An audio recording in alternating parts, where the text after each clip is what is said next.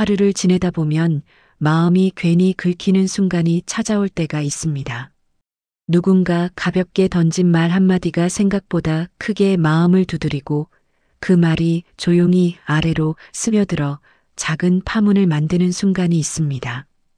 겉으로는 아무렇지 않은 듯 행동하지만 속에서는 물길이 갑자기 방향을 잃은 듯 마음이 복잡해지기도 합니다. 그래서 우리는 흔히 그 불편함을 다른 사람 탓으로 돌리고는 합니다. 하지만 정약용의 시선에서 보면 마음의 움직임은 조금 다르게 보입니다. 바람이 연못의 물결을 스치더라도 물결의 모양은 결국 물 자체가 지닌 성질에서 비롯됩니다. 마음도 이와 같아서 누군가의 말이 바람처럼 스쳐갈 때 그 말이 얼마나 큰 흔들림을 만드는지는 내 마음의 결에 따라 달라집니다. 마음결이 거칠어져 있다면 작은 말에도 크게 흔들리고 마음결이 고운 사람은 큰 말에도 쉽게 요동하지 않습니다. 이 말은 스스로를 탓하라는 뜻이 아닙니다. 정약용은 마음의 결이란 오랜 시간 동안 쌓인 경험과 상처, 기억들로 이루어진 하나의 자연과 같다고 보았습니다. 누구의 마음도 처음부터 고요하지 않고 아무 흔들림 없이 살아온 사람도 없습니다. 그가 말한 평정은 태어날 때부터 주어진 선물이 아니라 흔들림을 겪어보면서 비로소 길러지는 고요에 더 가깝습니다. 우리는 타인의 말이나 행동을 바꿀 수는 없지만 그 말이 내 안에서 어떤 모습을 만들고 어떤 울림을 남기는지는 살펴볼 수 있습니다. 마음을 들여다보고 흐르고 흔들리는 부분을 가다듬고 필요하면 손에서 놓아주는 과정이 바로 정약용이 말한 내면 수양의 시작입니다. 이 글은 마음을 조용히 들여다보는 그 지점에서 출발합니다. 외부의 시끄러움을 없애려는 이야기가 아니라 그 소란이 마음에 닿았을 때 어떤 움직임이 생기는지 알아차리고 복잡함이 고요로 돌아가는 길을 찾는 여정입니다. 앞으로 마음속 깊은 곳에서 일어나는 작은 파문들을 하나씩 살피며 흔들림이 어디에서 시작되는지 그리고 어떻게 다시 평온을 회복할 수 있는지를 정약용의 눈으로 차근차근 밝혀가겠습니다. 마음이 흔들리는 순간은 예상하지 못한 말이나 스쳐 지나가는 표정, 혹은 가벼운 평가처럼 사소해 보이는 자리에서 갑자기 찾아오곤 합니다. 다른 사람에게는 별 의미 없어 보이는 말일지라도 그 말이 내 마음에 닿는 순간 작은 충격처럼 느껴질 때도 있습니다. 정약용은 이러한 흔들림의 원인을 외부에서 찾지 않았습니다. 바람이 연못의 물결을 건드릴 때 물이 어떻게 흔들릴지는 바람이 아니라 물 자체의 성질이 결정하듯 사람의 마음도 스치고 지나가는 말보다 그 말을 받아들이는 마음의 결에서 움직임이 달라진다고 보았습니다. 마음결이 거칠어져 있을 때는 작은 말도 크게 흔들리고 마음결이 단단히 다져져 있을 때는 큰 말도 오래 머물지 못합니다. 이렇다고 해서 스스로를 탓할 필요는 없습니다. 정약용은 마음의 결이란 오랜 경험과 상처, 기억이 쌓이며 자연스럽게 만들어진 것이라 말했습니다. 누구의 마음도 처음부터 고요하지 않고 흔들림 없이 살아온 사람도 없습니다.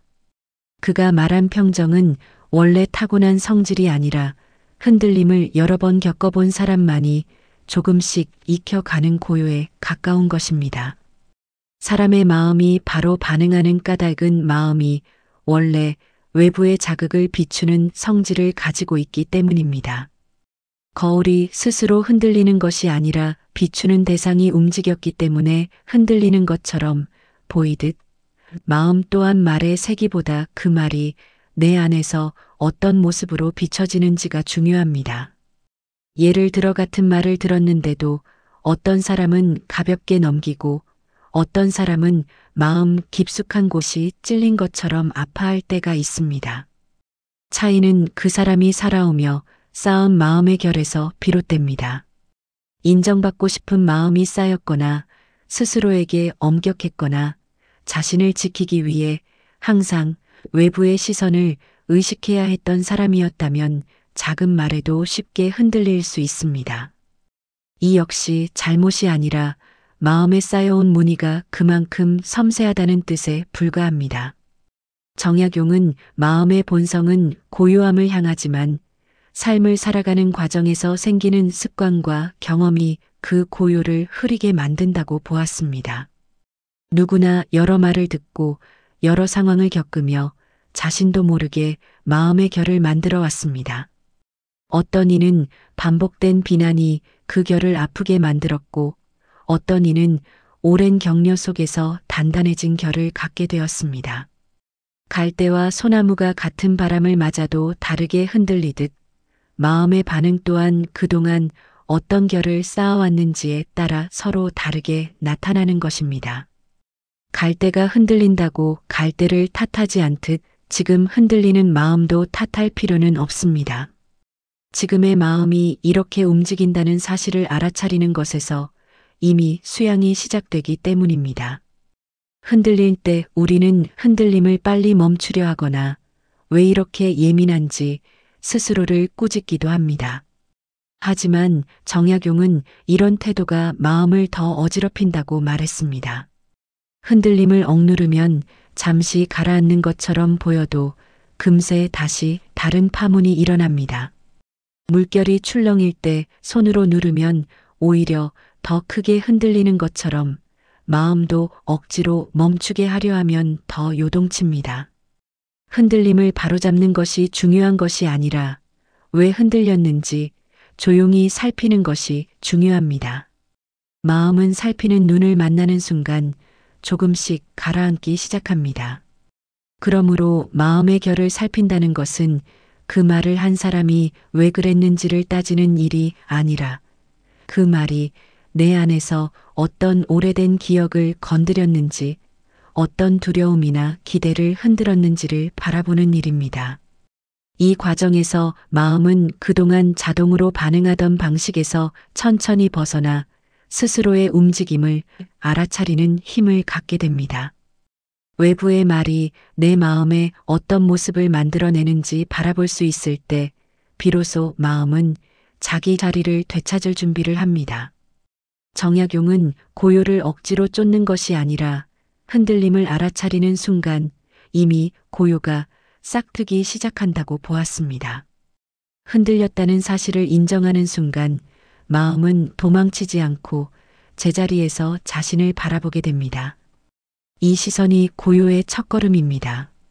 이렇게 마음의 흔들림이 외부의 일이 아니라 내 안의 결에서 비롯된다는 사실을 알게 되면 앞으로의 흔들림도 조금 다른 눈으로 바라볼 수 있게 됩니다. 이제 다음 흐름에서는 왜 어떤 말은 오래 마음에 남고 작은 일이 큰 파문으로 번지는지 그 내면의 흔적을 더 깊이 들여다보며 이어가겠습니다. 타인의 말은 얼핏 보면 바람처럼 스쳐 지나가는 것 같지만 어떤 말은 마음 깊은 곳을 건드려 오래 머물기도 합니다. 정약용은 이런 현상을 새롭게 들은 말이 상처를 만든 것이 아니라 오래전부터 마음속에 남아있던 흔적을 깨웠기 때문이라고 보았습니다.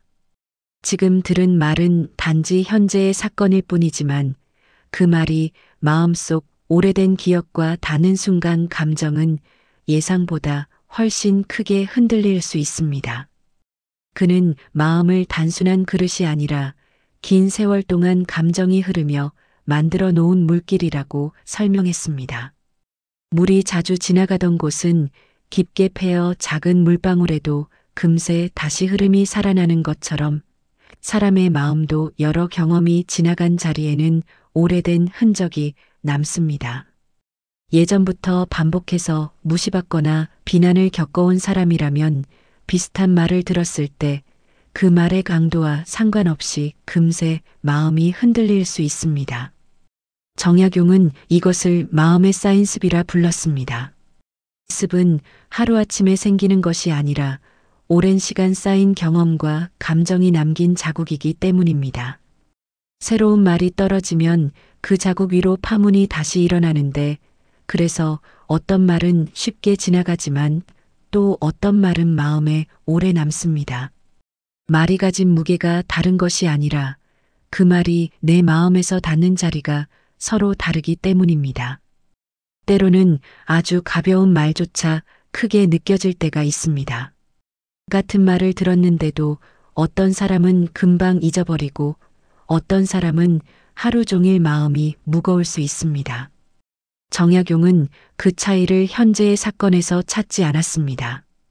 그 말이 지난 세월의 상처를 건드렸는지 아니면 이미 단단히 자리 잡은 마음의 흔적과 연결되었는지가 중요하다고 보았습니다.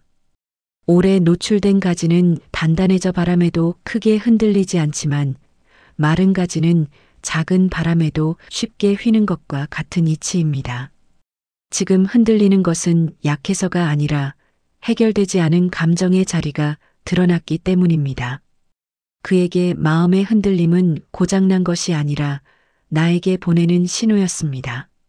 누군가의 말이 특별히 크게 다가온다면 그것은 지금의 일이 아니라 치유되지 않은 마음의 자리로 시선을 돌리라는 뜻에 가깝습니다.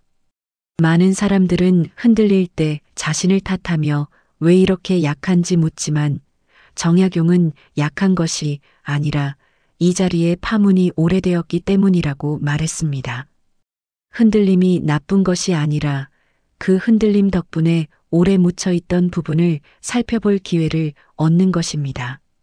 물길이 보이면 새로운 길도 낼 수 있고 상처가 드러나야 비로소 치유의 문이 열리는 것처럼 마음도 그렇습니다. 흔들리는 순간 우리는 흔히 그 말을 한 사람에게 질문을 던집니다. 왜 그런 말을 했는지, 나를 무시한 것인지, 왜 이렇게 거칠게 말했는지가 신경 쓰입니다. 그러나 이런 질문은 사건의 겉면에서만 맴도는 물음입니다. 정약용은 진짜 물음은 내 마음 안쪽을 향해야 한다고 했습니다. 이 말이 어떤 기억을 흔들었는지, 언제부터 이런 말에 유난히 약해졌는지, 무엇이 두려웠기에 크게 들렸는지, 어떤 기대가 무너져 서운함이 올라왔는지를 살펴야 비로소 내 마음의 결을 이해할 수 있습니다. 마음을 돌보는 일은 과거를 지우는 것이 아니라 과거가 지금의 내 마음에 어떤 그림자를 들이우는지 천천히 알아가는 과정입니다. 오래된 상처일수록 자연스레 피하고 싶지만 정약용은 오히려 그 자리야말로 고요로 나아가는 중요한 통로라고 보았습니다. 상처가 깊다는 것은 마음의 물길도 깊다는 뜻이며 그 길을 따라가다 보면 내가 어떤 마음으로 살아왔는지 어떤 두려움과 기대 속에서 나를 묶어두었는지가 더 잘 보입니다. 흔들림을 두려워할 이유는 없습니다. 흔들림은 마음속 진짜 모습을 비추는 창과 같아서 이 창을 바라볼 때 내가 어떤 사람인지, 어떤 길을 걸어왔는지, 앞으로 어떤 방향으로 나아가야 하는지 조금씩 알게 됩니다. 정약용이 말한 것처럼 흔들림을 스스로 깨닫는 순간 이미 마음은 고요를 향해 가기 시작합니다. 흔들림은 고요의 반대가 아니라 고요로 들어가는 첫걸음이며 흔들림을 바라보는 눈이 생겨날 때 비로소 마음은 자기 길을 되찾을 준비를 합니다. 사람은 마음이 흔들릴 때 본능적으로 바로 반응하고 싶어 합니다. 해명하거나 되받아치고 싶고 왜 그런 말을 했는지 묻고 싶기도 하며 상처받지 않기 위해 마음을 얼른 단단히 묶어두려 할 때도 있습니다. 그러나 정약용은 마음이 요동칠 때 가장 먼저 해야 할 일은 해결이나 판단이 아니라 잠시 멈추는 것이라고 하였습니다. 이 멈춤은 움직임을 멈춘다는 뜻이 아니라 마음의 복잡함이 더 넓게 퍼지지 않도록 스스로를 지키는 내면의 기술입니다. 많은 사람은 멈추면 지는 것 같고 아무 말도 하지 않으면 약해 보일 것 같아 서둘러 반응하려 합니다. 하지만 마음이 이미 어지러워진 상태에서 행동하면 그 행동 역시 어지러움의 한 조각이 되어 돌아옵니다.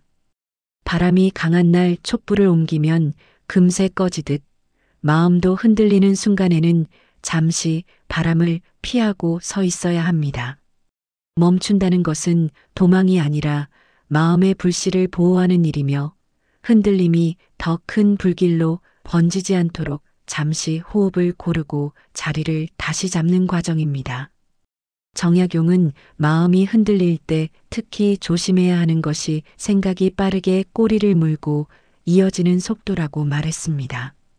한마디가 들어오면 마음은 순식간에 여러 생각을 잇대어 상상의 흐름을 만들고 그 흐름은 처음의 말보다 훨씬 큰 번잡함을 일으킵니다.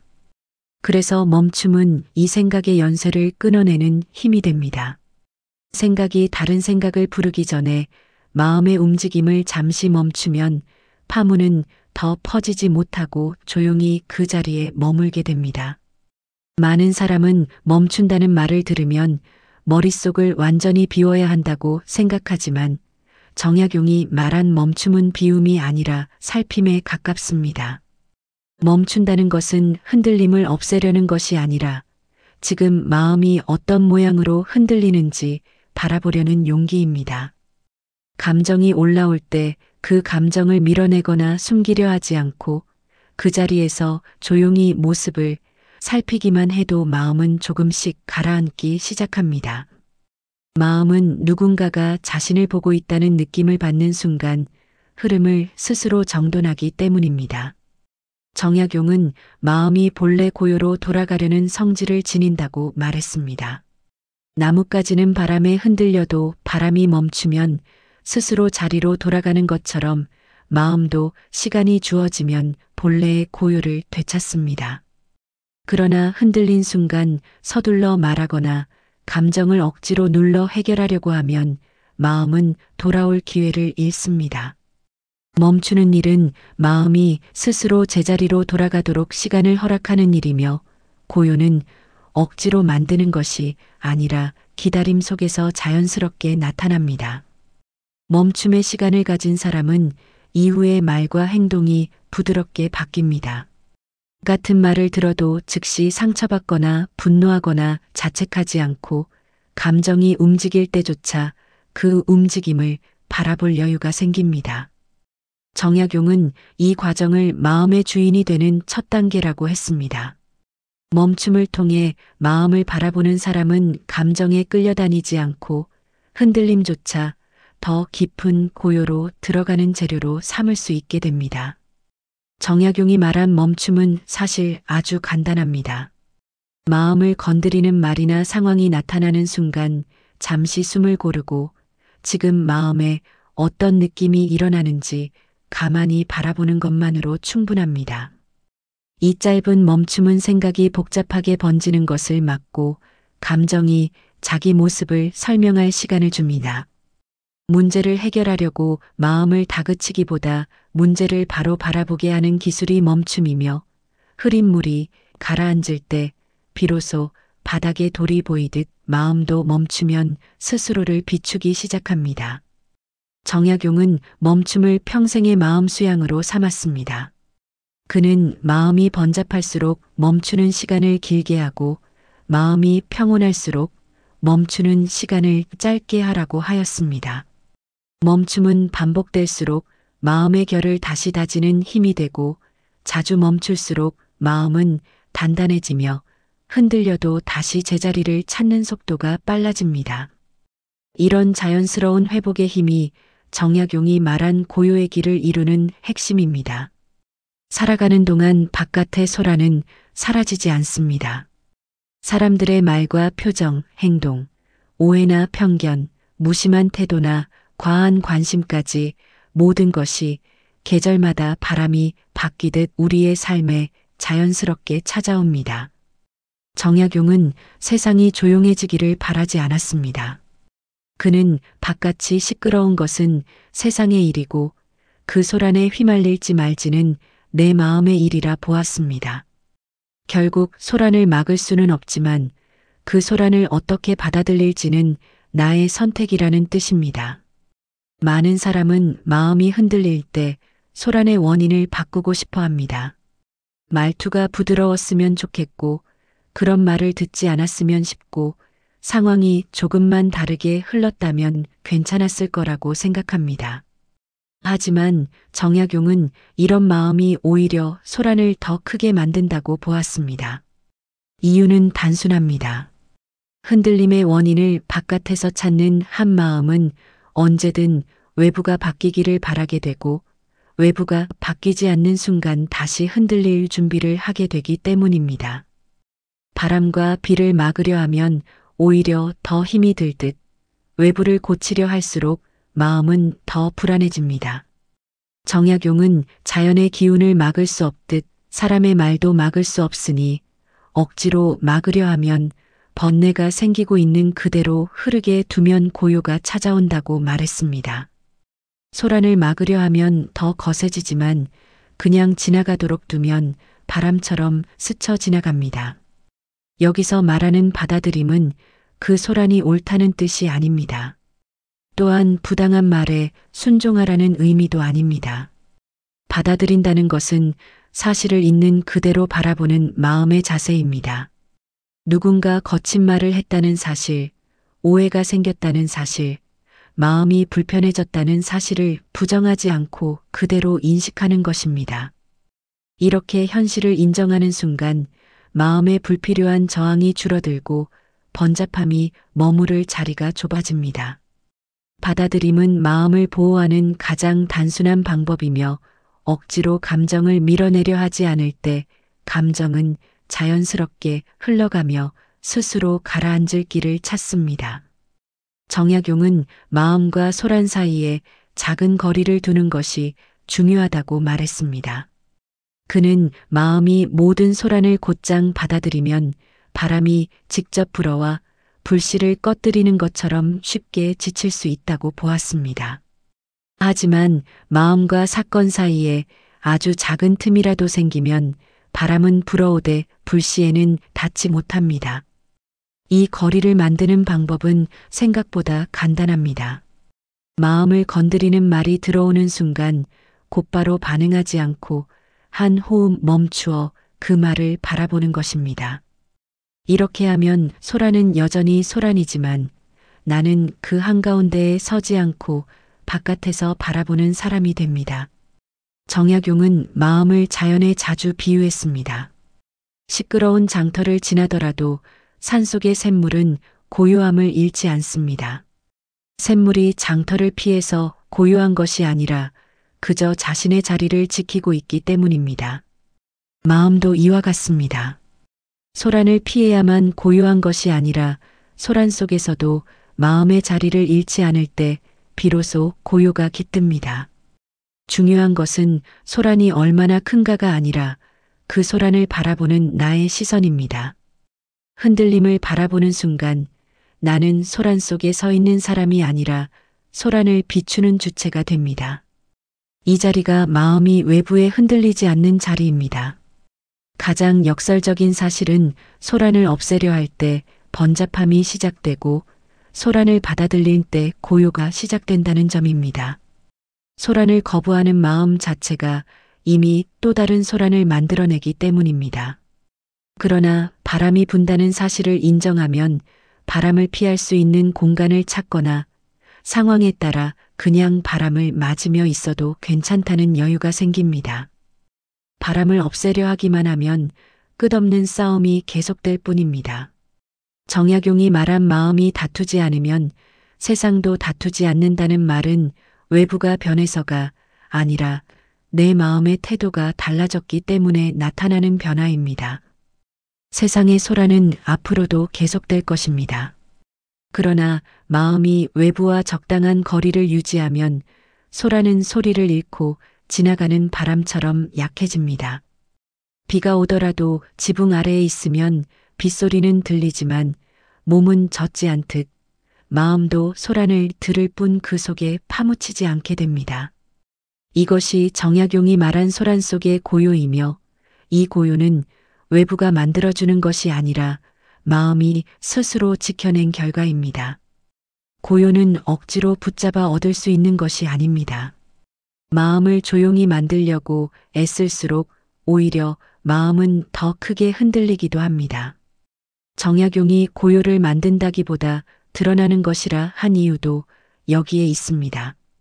흐린 물이 그대로 두면 스스로 맑아지는 것처럼 마음도 시간이 지나면 원래의 성질을 향해 되돌아가려는 힘을 지니고 있습니다. 고요는 바깥이 안정되어서 생기는 것이 아니라 내 마음의 흐름이 자연스러워질 때 서서히 스스로 모습을 드러냅니다. 정약용은 마음을 맑은 샘물에 비유했습니다. 물이 흐려지는 이유는 물 자체가 탁하기 때문이 아니라 잠시 흙이 섞였기 때문입니다. 마음도 마찬가지입니다. 번잡함이 마음의 본 모습이 아니라 외부의 말이나 사건이 일으킨 파문이 잠시 마음의 결을 흐린 것에 지나지 않습니다. 건드리지 않은 흙탕물이 저절로 맑아지는 것처럼 마음도 본래 고요하기 때문에 우리는 다시 고요해지고자 하는 것입니다. 많은 사람은 마음이 어지러우면 스스로를 다잡기 위해 애를 씁니다. 생각을 하지 않으려 하고 마음을 비워야 한다고 말하며 신경 쓰지 않으려 힘을 주기도 합니다. 하지만 이런 노력은 지금의 나를 잘못된 모습으로 규정하게 되어 마음을 더 불편하게 만들 수 있습니다. 흔들리는 마음을 없애야만 고요해진다고 착각하면 고요는 점점 멀어집니다. 반대로 흔들린 마음을 인정할 때 자연스러운 회복이 시작됩니다. 고요는 흔들리지 않아야 얻어지는 상태가 아니라 흔들림 속에서도 나를 인정할 때 가까워지는 자리입니다. 정약용은 마음을 억지로 바로잡으려 하기보다 흔들리는 모습을 먼저 바라보라고 말했습니다. 마음이 흔들리는 순간 지금 흔들림이 일어나고 있음을 알아차리고 그 모양을 바라보기만 해도 고요는 이미 시작됩니다. 바라본다는 행위는 감정에 휘둘리는 위치에서 벗어나 감정을 관찰하는 자리로 옮겨주는 힘을 가지고 있습니다. 분노가 올라오면 분노를 밀어내지 않고 분노가 올라오고 있음을 알아차리고 불안이 움직이면 불안이 나에게 말을 걸고 있음을 살피는 순간 마음은 자신이 감정의 주인이 될 수 있다는 사실을 깨닫습니다. 이 자각에서 고요가 피어납니다. 많이는 고요를 아무 감정도 느끼지 않는 상태로 오해하지만 정약용이 말한 고요는 감정이 사라진 모습이 아닙니다. 고요는 감정이 없는 것이 아니라 감정이 있을 자리를 아는 상태입니다. 감정은 그대로 존재하지만 마음 전체를 덮지 않고 자연스럽게 한 곳에 머물게 됩니다. 우리는 그 감정을 있는 그대로 보고 왜 그 감정이 생겼는지 이해하려 하며 감정이 지나가도록 천천히 기다립니다. 그러는 사이 고요는 감정 뒤에서 조금씩 모습을 드러냅니다. 고요는 시간 속에서 자랍니다. 물결이 가라앉는데 시간이 필요하듯 마음도 가라앉을 시간을 필요로 합니다. 정약용은 시간을 줄 수 있는 마음이 고요를 얻는 마음이라고 했습니다. 지금은 마음이 뒤집힌 것처럼 느껴져도 어느 순간 감정은 스스로 자리를 정리하기 시작합니다. 지금은 마음이 크게 요동치는 것 같아도 시간이 지나면 그 파문은 저절로 작아집니다. 흔들리는 순간 조급해지기 쉽지만 고요는 조급함 속에서는 자라지 않습니다. 고요는 기다림 속에서 피어나며 그 기다림은 흔들린 마음을 감싸는 조용한 힘이 됩니다. 정약용은 자연을 통해 고요의 모습을 자주 설명했습니다. 폭풍우가 없는 날이 고요한 것이 아니라 폭풍이 지나간 뒤 산과 들이 스스로 고요를 되찾는 순간이 진짜 고요라고 보았습니다. 바람이 불어 나뭇가지가 흔들려도 시간이 지나면 가지는 스스로 멈추고 바람은 지나갑니다. 이것은 누군가 일부러 움직임을 멈춘 것이 아니라 자연의 흐름이 스스로 자리를 바로잡은 모습입니다. 마음의 고요도 이와 같아서 감정이 완전히 사라진 모습이 아니라 감정이 지나간 뒤 남는 잔잔한 자리의 빛에 가깝습니다. 고요가 피어나는 순간 사람은 독특한 변화를 경험합니다. 문제는 그대로 있지만 그 문제를 바라보는 마음이 달라져 문제의 무게가 더 이상 자신을 짓누르지 못합니다. 그 순간 우리는 자연 속 고요한 물처럼 자기 자리를 스스로 지키게 됩니다. 정약용은 마음이 고요해지는 상태를 자연과 하나가 된 모습이라 설명했습니다. 마음이 고요에 이르면 자연의 흐름과 닮은 힘이 마음을 감싸고 그 힘은 외부의 소란 속에서도 흔들리지 않는 중심을 만들어줍니다. 이렇게 고요가 찾아올 때 우리는 소란 속에서도 자연의 일부처럼 단단한 마음을 지니게 됩니다. 마음은 누구에게나 흔들릴 수밖에 없습니다. 타인의 말이 스쳐 지나가고 예상하지 못한 일이 벌어지며 오래된 상처가 다시 고개를 들 때면 마음은 물결처럼 일렁입니다. 정약용은 이러한 흔들림을 부정하지 않았습니다. 오히려 흔들림을 알아차리는 사람이 고요에 이를 수 있다고 말했습니다. 흔들림을 없애려는 것이 아니라 흔들림 속에서 다시 나에게로 돌아오는 길을 아는 것이 마음의 힘이며 평정이라는 뜻입니다. 그가 말한 나에게로 돌아온다는 것은 마음의 자리에 다시 내가 앉는 일입니다.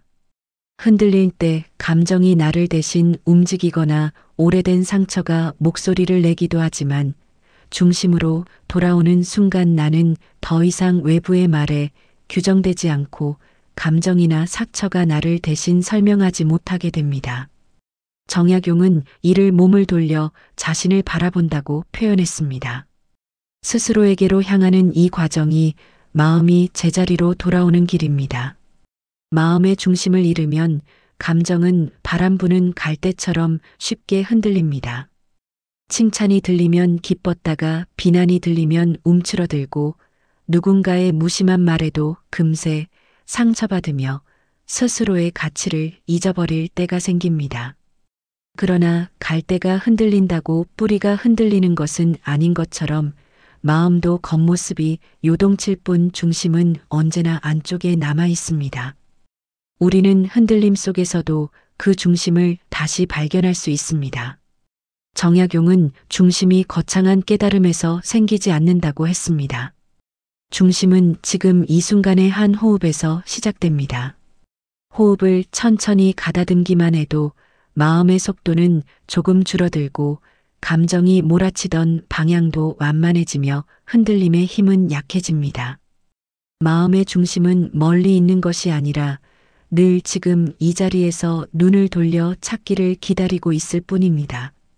그가 설명한 중심으로 돌아오는 과정은 아주 단순합니다. 먼저 흔들렸다는 사실을 있는 그대로 알아차리는 것입니다.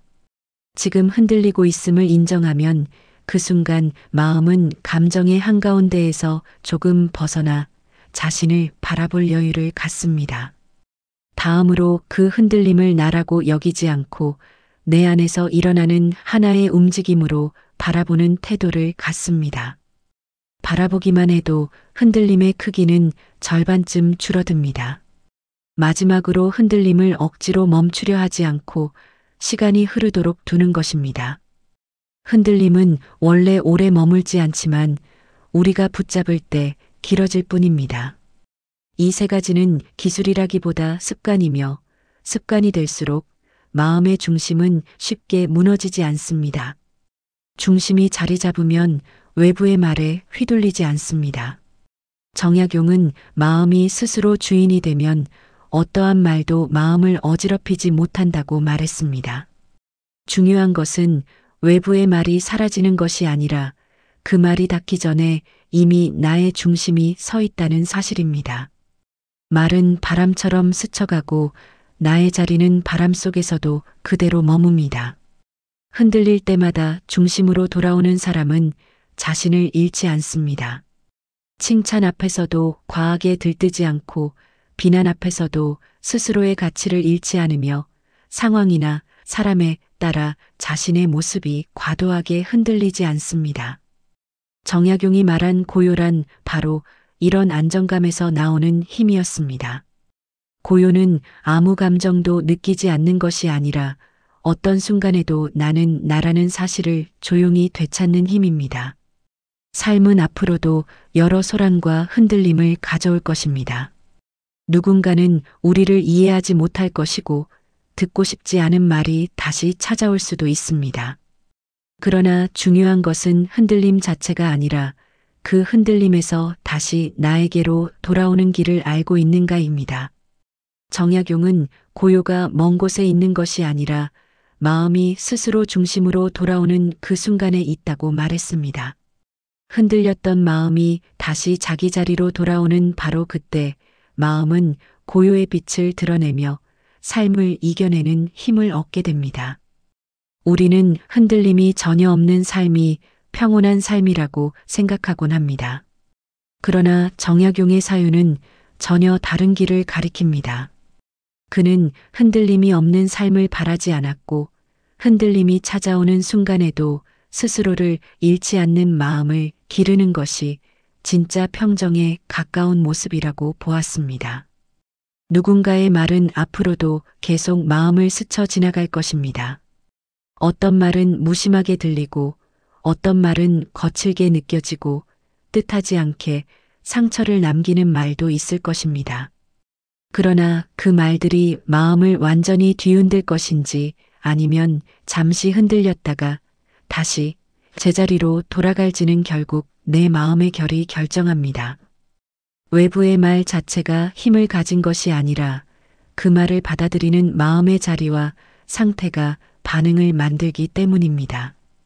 당신은 이 여정을 따라오며 마음이 흔들릴 때 억지로 바로잡으려 애쓰기보다 그 흔들림을 살피고 바라보며 흘려보내는 법을 익혔습니다.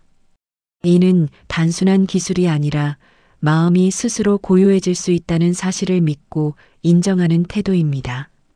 고요는 멀리 있지 않고 거창한 노력으로 얻는 성취도 아닙니다. 마음이 잠시 멈추고 자신의 자리로 돌아오는 그 순간 고요는 이미 가까이에 머물러 있습니다. 정약용은 마음이 흔들릴 수밖에 없다는 사실을 아는 사람이 그 흔들림을 두려워하지 않는다고 말했습니다. 당신의 마음도 앞으로 흔들릴 것입니다. 그러나 이제 당신은 그 흔들림 속에서도 중심을 잃지 않는 법을 알고 있습니다. 복잡한 순간에 멈추어 숨을 고르는 법을 알고 감정의 큰 파동이 일어날 때 그 모습을 바라보는 눈을 갖게 되었으며 외부의 소란과 나 사이에 작은 거리를 둘 줄 아는 지혜도 얻게 되었습니다. 이 모든 것들이 어우러져 당신의 마음은 예전보다 훨씬 깊고 넉넉한 고요를 품게 되었습니다. 삶이 계속 흔들릴지라도 당신은 더 이상 그 흔들림에 휩쓸리는 사람이 아닙니다. 이제 당신은 흔들림을 지나 고요로 돌아오는 길을 아는 사람이며 그 길은 앞으로의 시간 속에서도 마음을 지켜주는 조용한 등불이 되어줄 것입니다.